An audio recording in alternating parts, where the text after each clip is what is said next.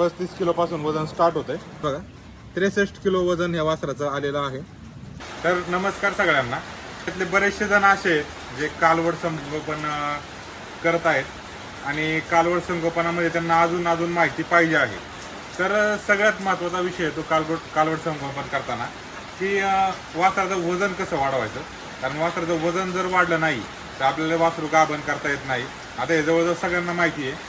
आणि वासराचं वजन जर मापात नसेल आणि आपण लवकर त्याला गाभण केलं तर पुढं खूप कॉम्प्लिकेशन येतात. डिलिव्हरच्या टायमिंगला वासरू अडकणे किंवा अंग बाहेर येणे किंवा पिशवीची वाढ जर चांगली झाली नसेल तर ते वासरू गाभणच राहत नाही. अशा प्रकारचे बरेचसे प्रॉब्लेम आपल्याला वासरू संगोपनामध्ये येतात. तर आपण 1 वर्ष झालं वासरू संगोपन या विषयावरती काम करतोय आणि तुम्ही इथे पाहू शकता की अशा प्रकारचे आपली सध्या वासरू आपण तयार करतोय. आता हे जे वासरू आहे ते समोर खाली बसलेलं आहे ते 13 महिन्याचं वासरू आहे. त्याच्यानंतर त्याच्या पलीकडे पण एक वासरू बसलेलं आहे ते आता व्हिडिओ दिसत नाहीये. तर ते 4 महिन्याचं आहे आणि पुढची दोन्ही पण जी वासरं आहेत ही शिफ्टी आलवत आहेत ती. तर ही आपली 6 महिन्याची वासरं आहेत. आणि हे जे खाली आपण ही वासरं पाहतोय आपण याच्यावर एक सिरीज पण चालू केलेलं आहे. तुम्ही जर ती सिरीज पाहिली नसेल तर मी तुम्हाला त्याची लिंक देतो. ती व्हिडिओ पण एकदा तुम्ही पाहून घ्या की आपण ह्या वासरासाठी आपण काय स्पेशल ट्रीटमेंट देत आहे.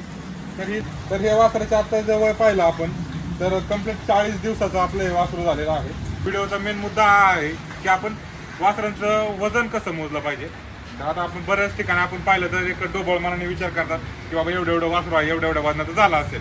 पण आपण ॲक्युरेट वजन कसं मोजायचं तर त्यासाठी मी ॲमेझॉनवरनं एक टेप मागवलेला आहे.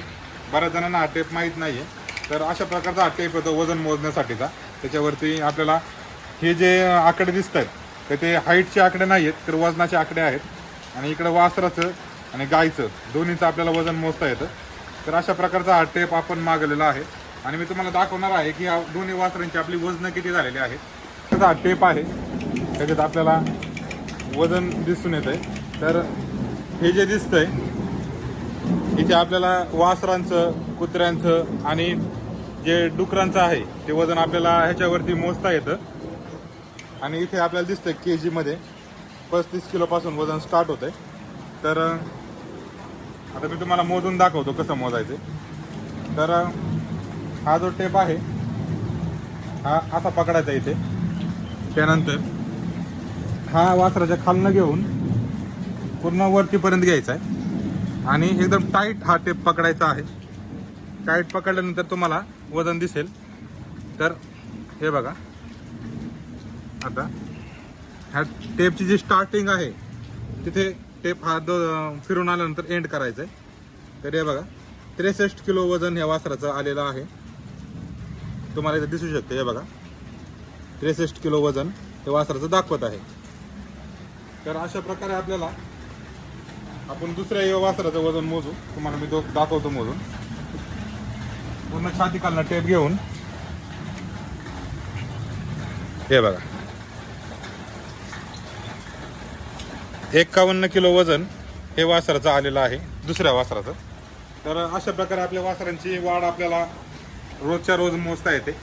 आपल्याला एक अंदाज लागतो की आपलं वासराचं वजन किती गेन होतंय आणि त्यानुसार आपण त्याचं फीड आपण चेंज करू शकतो.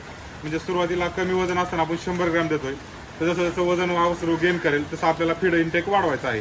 म्हणजे 100चं 150, 150चं 200 असं करत आपण वजन वाढवून वासराची चांगल्या प्रकारे एक आपण काळजी घेऊ शकतो आणि लवकरात लवकर आपण त्याची गाय तयार करू शकतो. तर हा टेप तुम्हाला मागवायचा असेल तर मग कमेंटमध्ये लिंक म्हणून करा. तर मी तुम्हाला ही टेपची जी लिंक आहे ती तुमच्या DM मध्ये पाठवून देईन. आणि व्हिडिओ आवडला असेल तर नक्कीच लाईक शेअर कमेंट करायला विसरू नका. धन्यवाद.